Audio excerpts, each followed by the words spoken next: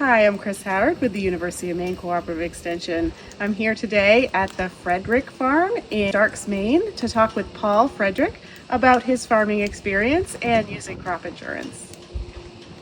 Hello, I'm Paul Frederic from Starks, Maine, and I'm speaking from the Frederic Farm on Chicken Street. I'm the sixth generation to live at this property. The family's been on the street since 1795, and I'm 83 and have spent all but 10 years of my life here at the farm.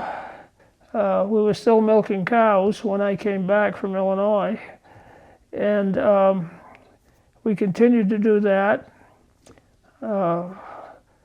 for a few more years, and then switched over to a dairy replacement operation. I joined the faculty at the University of Maine in Farmington in 1978, retired from there in 2005. So I split my time between farming and university faculty. We have now transitioned into a beef operation. We have about 50 head of Angus. My grandson has joined in a partnership with me, and we are currently in the process of transitioning the farm to him. Well, what we did, and I talked with the USDA people about this, what we had done, we lost our marketable or our for sale section of a hay crop, which we planned on for income to cover all the other stuff that goes with farm costs. Right. So that was a very good arrangement as far as we're concerned. We used the hay that we'd planned to sell, and we didn't buy any. For one reason, it was expensive as heck, and we figured that we were going to be able to make it, and I think we're getting down enough, so it's a little uncertain. But we've got a fair amount of hay left because we don't know how the spring is going to be, so on. I mean, some years we have pretty good forage, mid-May, and other years it's 2 weeks earlier than that, it's 2 weeks later than that. So there's a lot of uncertainty with this feed situation. But we didn't buy any hay, and I don't think we're going to have to. We just planned not to feed it. Not to sell it. We just had it, and said, we've got to keep it, rather than selling it and have to go buy some. Right. And just forego the income that we'd planned from our hay sales. Yeah. That was kind of a dilemma. It's still a little bit of a dilemma, but I think we're going to be all right. And that's sometimes just repairing roads, because I have a fair amount of farm road on the property, and that does get washed out at times. So I have a farm plan that needs to be updated, and that includes farm roads. And access to these intervals, it's just a steep slope, not overly built roads like any farm road. So you have this susceptibility for, just infrastructure damage. Culverts get washed out, road gets washed out and gullied. We have probably, every third year or so we're moving a lot of driftwood. Some years we don't have driftwood, but we've got about 50 acres probably of interval that is subject to that kind of problem. Oh, this is my farm nutrient management plan. This happens to be the one from 2014. There's another one that's kind of in the works right now, because we do sometimes buy additional land, and I've sold it at times. And this is all part of the big picture that we don't maintain as well as we should. But this is essentially a map of the farm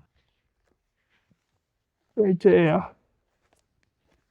But this is the interval here that we're looking at. This thing here is all subject to flooding. Well, this north upstream end is pretty safe from flooding for the most part. But this whole thing gets plastered with driftwood every once in a while. It's kind of a costly operation to clean up, but we take some time every year if it's needed.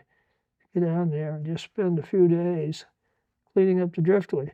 And the problem is that the Lemon Stream waterway comes down here, you can see. And there's a ledge here. So there's a very sharp turn, almost a right angle turn right there. And one of the problems is ice jamming. Ice out time, that's really what the big problem is, because the ice jams in this corner here, pushes the channel here, screws up this whole. Tried to mitigate the problem a number of times through the NRCS. We put in riprap, which would be this area down in here.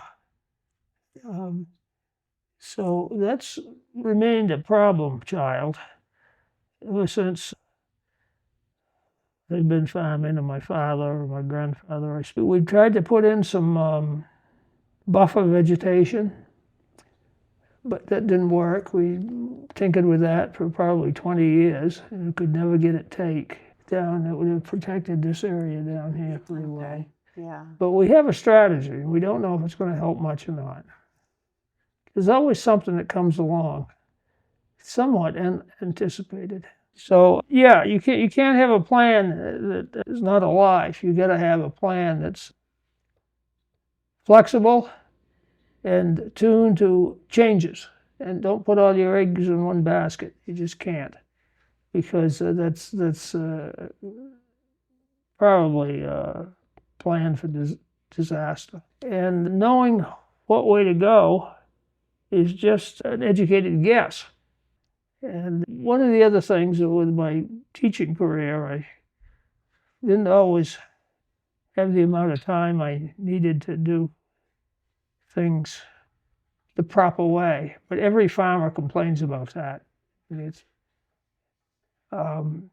you've got to have an economy of scale that makes it work, which is sometimes a challenge, because you don't know how much investment to put into this stuff. In 18, I had a very bad fire. My barn burned. I lost some livestock. I lost a lot of equipment. And that's always a setback, even if you have reasonable insurance. You never have enough. And that became evident that you have enough insurance to give you just enough courage to start over.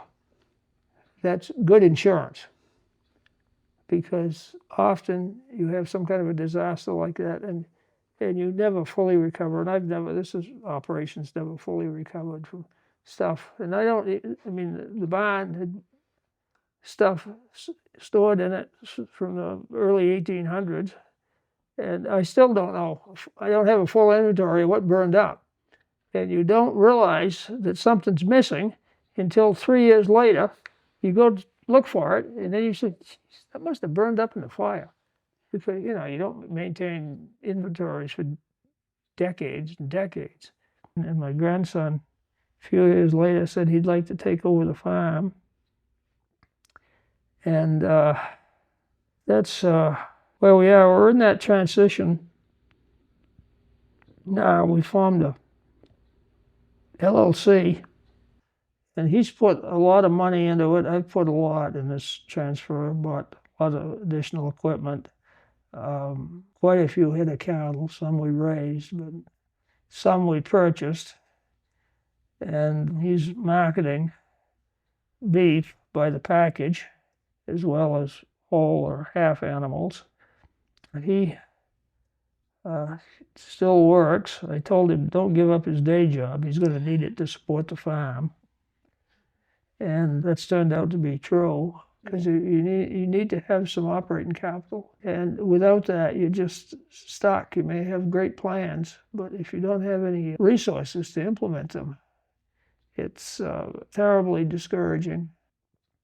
So that's what planning is, planning for uncertainty. And that's something we don't do enough of. We think we're planning for certainty. Oh, this is a sure bet. It's not.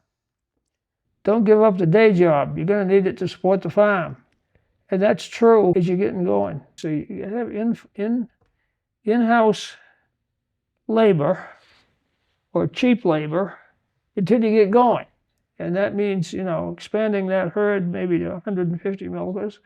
It may be raising potatoes, whatever. You got to have those things in place. You got to do something. You might as well do something that you're interested in. Yep, and I try to stay engaged, stay connected as best you can, because you never know where good ideas are going to come from.